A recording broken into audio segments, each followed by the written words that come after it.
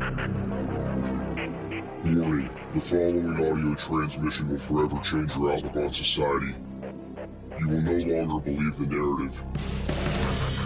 You are about to wake up and see things for what they really are. News, facts, and opinions. This is the Doom Daily Show. Ladies and gentlemen, welcome to the Doom Daily Show. I am your host, Jester Dooms. The email, doomdailyShow@gmail.com. Everywhere on social media at Jester Dooms. The website, www.jestersvoice.com. Yes, go to the website. Get yourself an Apocalyptic Apparel t-shirt while you're there. Also, leave us an audio message at the top of the page. Let us know your thoughts.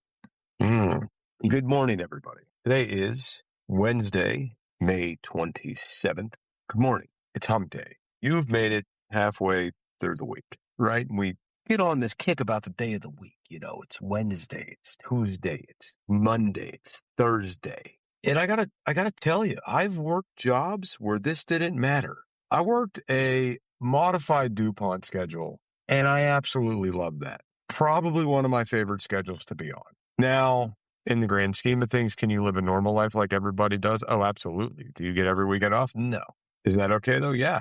Because I like days off during the week to go do things. I like to be productive during the week. I just don't want to sit and be stationary at a job Monday through Friday. Do you want to go out and see what's going on throughout the week, too? I do. Anyway, so we all get hung up on the day and look at other days worse than others. And this year has been a very bizarre year for me when it comes to schedules, work, what's going on outside of work, fucking weather patterns in my area. It's been wild. And I've been trying to develop this new mentality of just fuck it. Fuck it. Doesn't matter. Fuck it. Because I want every day that I live and breathe and get up and move, I want these to be productive days. I want to feel accomplished. I want to get shit done. I want to progress and push forward and keep going. And there's things that hinder the fuck out of that. Work schedules, weather, what the kids have going on, other people's schedules I'm trying to adhere to. It's a gigantic pain in the ass. And then I came to the realization that it doesn't fucking matter what day it is. It doesn't matter. You're either going to get shit done or you're not going to get shit done. It doesn't matter what time the sun comes up. It doesn't matter what time the sun goes down. We've all been living our lives in this like facade of a clock, right? And I say no more do we do that. I say let's knock that shit off. And you've done this. You know you've done this. Well, I'll wait to do that till the weekend. You know what? That's going to be my springtime project because blah. And granted, it does apply to some things and you have to wait, weather permitting, etc. But I mean, springtime come, you might get the warm weather to do it, but then you might get rained out. So, for those of you that didn't know this, I have a buddy in town right now. He's up here helping me on the homestead get stuff done. And we've been getting rained out every day. We've got 4 hours of actual solid work done in a fucking week because of the rain. So, we're kind of over here ping-ponging back and forth, like just watching the weather, hoping that we'll be able to get stuff done. And it's just like it's not happening. And it is absolutely killing me because he flew up here and we burnt through a week of not doing jack shit. So now we're in this situation of what do we do now? Because he's obviously not moving in. He can't stay here forever. So I was absolutely ecstatically happy when he said, well, I think I could stay till June 28th. And I'm like, dude, that's like a whole fucking month up here, man. He's like, yeah, I know. And I was like, you know what? This could be really, really good because usually these circumstances persist when he gets here. There's a lot of fuckery initially, and we finally tie in and get a good game plan together, and it starts fucking flowing. And that happened immediately this go around. But then the rain. Then the fucking rain. So hopefully this extended time we'll actually get some more days of work in, and then, you know, it won't be so goddamn bad, and, you know, we'll be able to accomplish more of the projects we're trying to get accomplished, okay? I have a lot of stuff that I want to get done over the course of this summer. A lot. And it's going to be a lot of work. And I added in a very huge big ass project of turning a majority of the one portion of my property into an Airbnb campground. And I think I've talked about this on the show before, but it's a lot of work. Anyway, we'll be right back after these messages.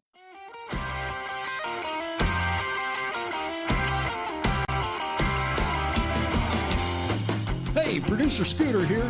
First off, thank you for downloading and participating in the wide world of Jester Doom. Please be sure to check out JestersVoice.com website. Everything you want to know is located on JestersVoice.com.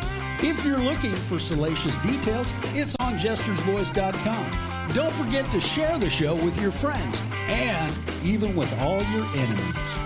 And now, back to the musings of Jester Doom.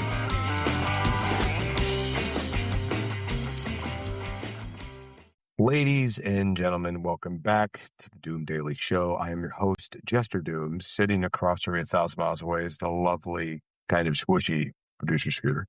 The website, www.jestersvoice.com. Go there. Everywhere on social media at Jester Dooms. If you haven't already, make sure to like, share, and subscribe to the show. Now, there's a lot going on in the media currently. This new shots fired thing at the White House.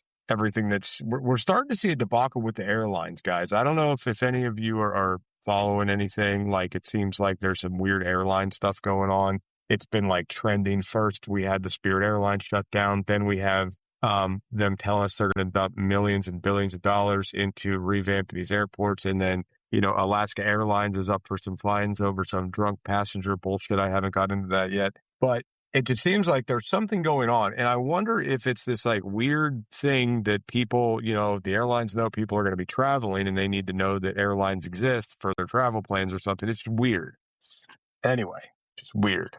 That has been a big topic kind of in my circles, the airline things. Okay. So now there was something that happened that really piqued my interest, and we'll probably get into this in a later episode. The actual what I found out and trying to find validity in it and trying to find a good article to confirm things about it, right? So basically the long and the short is I stumbled across something online talking about how AI is now capable of designing its own jet propulsion engines, okay?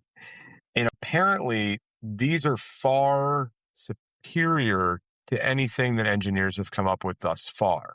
Efficiency, thrust, like everything is there. Reliability, it's all there. What would have taken engineers decades to come up with and test and fine tune? AI is doing this in a couple of days, running its own digital simulations and everything.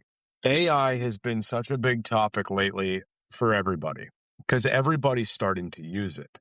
I use it. But I use AI more like a search engine and a creation tool versus what's actually going on. Now, the thing about AI that is very scary with the AI world, it's got a lot of that like false prophet vibe to it. And I haven't heard anybody say this yet, but it does. It has that false prophet vibe.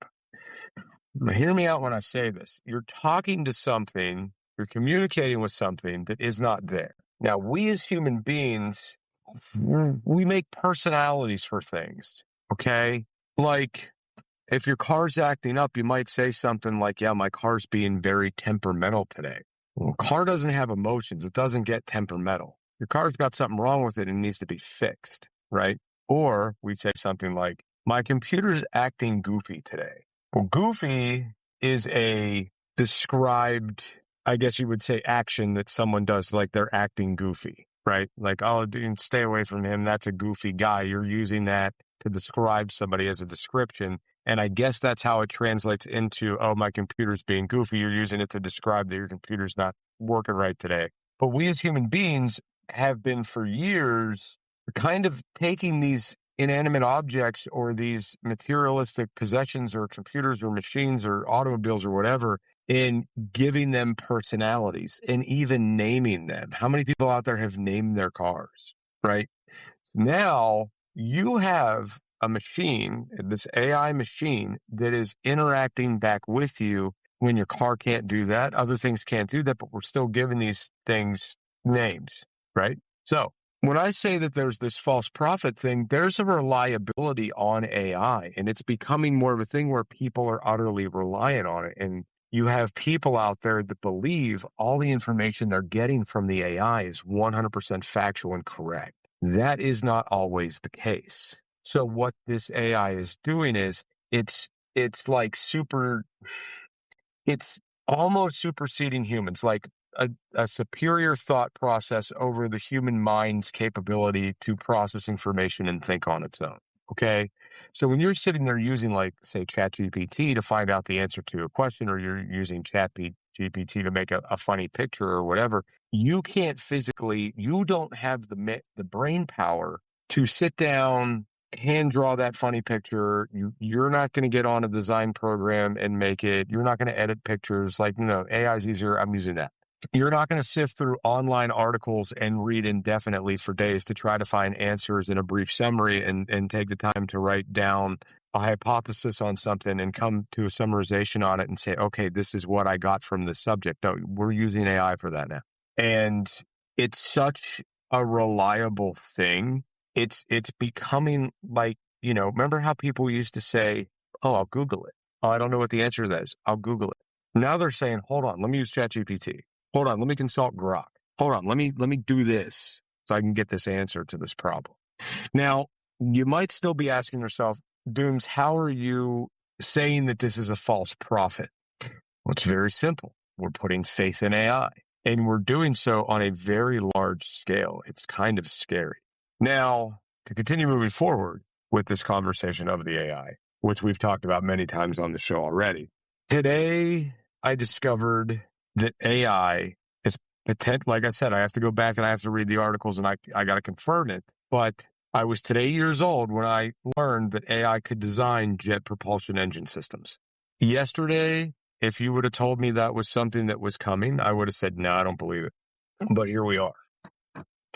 So moving forward into this lovely talk of AI. Yesterday, I didn't know it could develop jet propulsion engine systems. Today, I know that. What are we going to learn tomorrow? What are we going to learn that this can do next week? Are they going to start designing automobiles with this?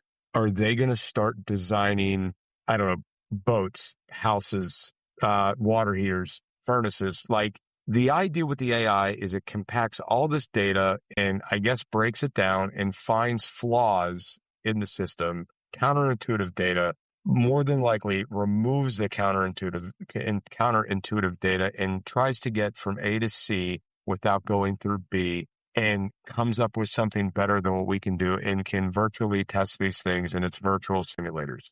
And then boom, here's a product, here's a blueprint, here's how you build it, there it is. So you want to talk about a rapidly increasing future. And this is where I think, oh shit, this just got real. If these engines are successful and they run and they work, and we find out that this is the best thing since sliced bread, that every new plane is going to have these on them. Now you're talking, the next thing might be AI designed aircraft, AI designed passenger aircraft. Now that gets a little bit scary. Do we want AI designing computer systems for planes? Because I sure as fuck don't. The general overall design of the plane for aerodynamics and seating capacity and wingspan and all of that crazy data engineers have to crunch, yeah, that might be great.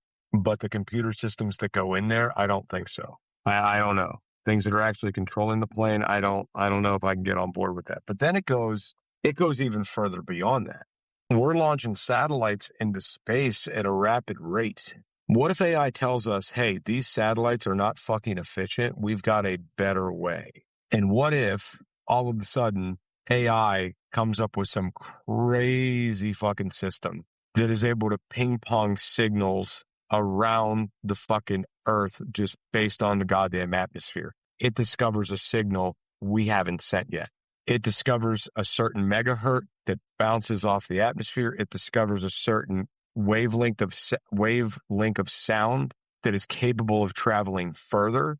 Like, what happens when it's like all of our technology becomes obsolete because AI found out better ways to do shit?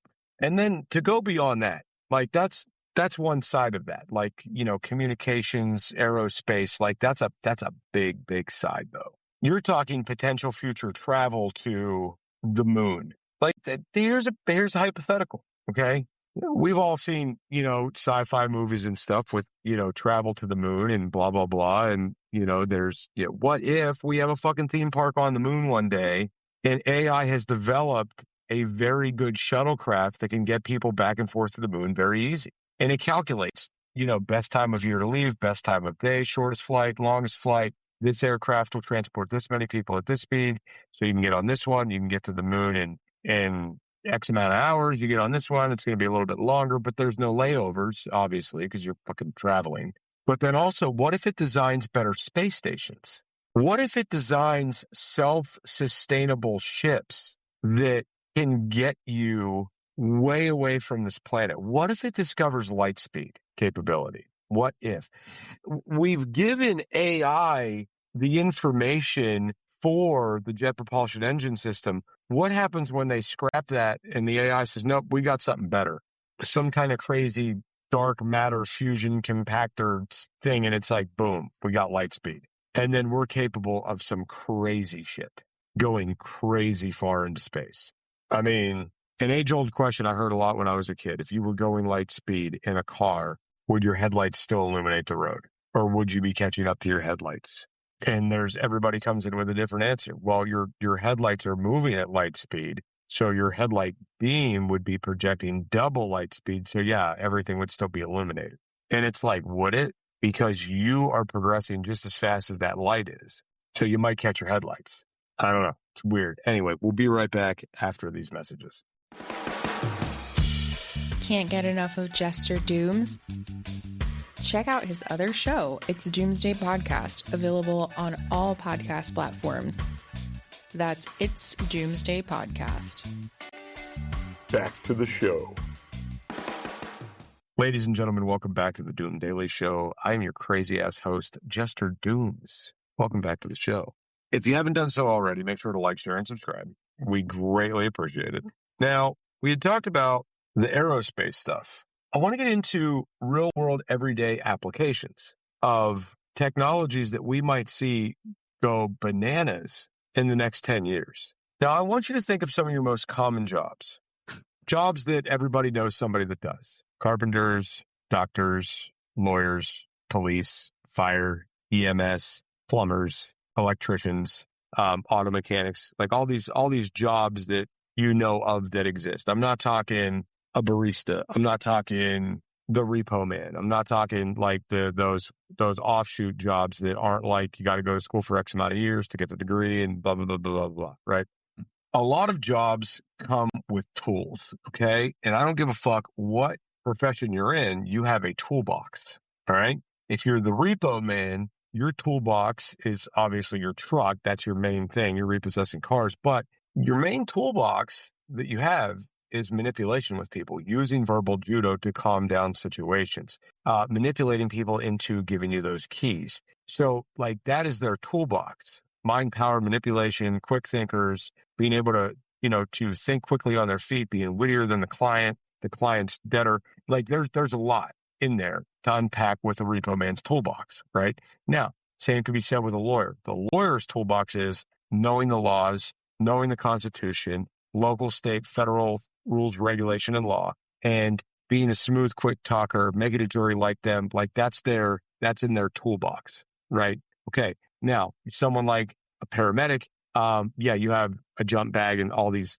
fancy medical equipment, but you also possess that knowledge of how to talk to people, how to find out what's wrong with them, going through with your patient assessment and really knowing what is wrong with your patient, right? And utilizing the skills you possess through school and time on the job and the experience coupled with things you've seen in the past, and you couple these all together and you get an amazing toolbox, okay? Same can be said for a doctor. Same could be said for a plumber. Same could be said for, everybody, all right? Now, the thing with AI is AI does not experience the actual real-world, interpersonal, one-on-one human contact connection, right? So the idea that, like a paramedic, an AI paramedic, no, will never fucking happen. An Android no. Not in our lifetime. Maybe in a few hundred years, maybe when Android technology has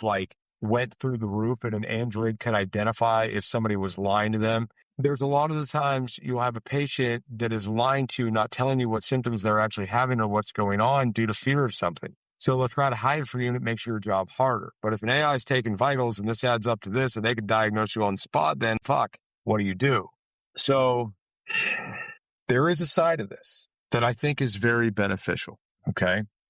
Every emergency first responder out there is continuously learning new procedures. They're getting new SOGs or SOPs. Okay. And they're getting new equipment to work with that they're getting trained on. And it just keeps going. Right. For paramedics and EMTs and medical first responders, there's a lot of information there. If you're on the fire side of things or the law enforcement side of things, it's not as frequent because medical technology is forever increasing and AI is going to increase that. But I want you guys to, when you get a second, some homework for you, get online and look up the history of firefighter turnout gear and go back and look at about 100 years ago to what we have today.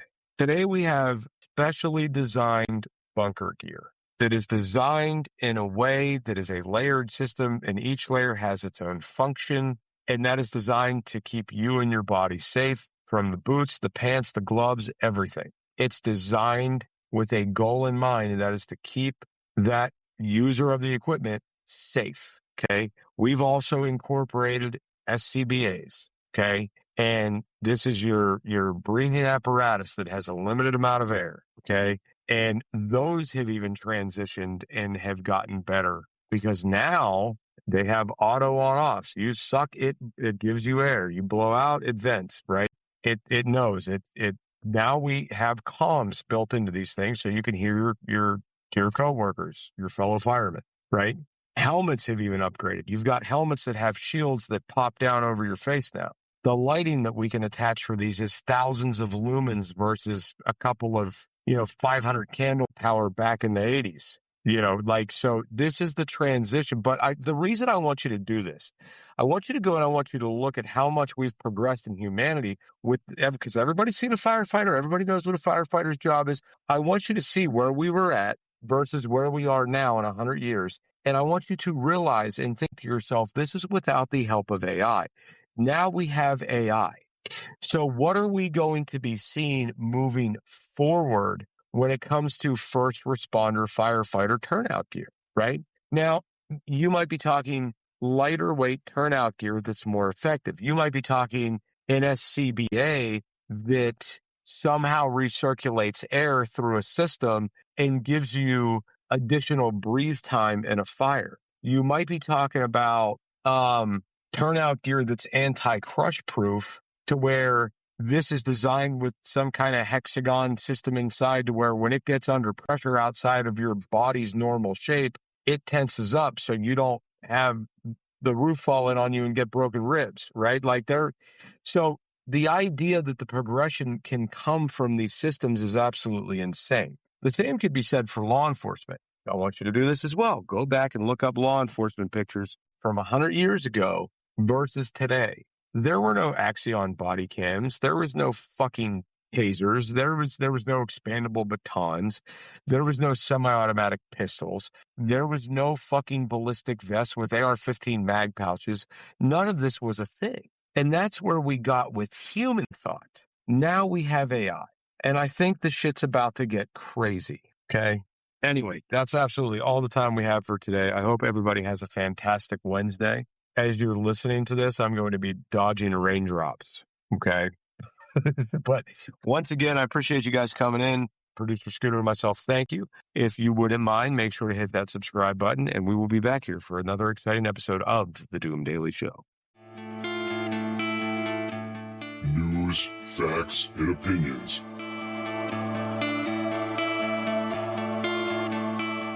This is The Doom Daily Show.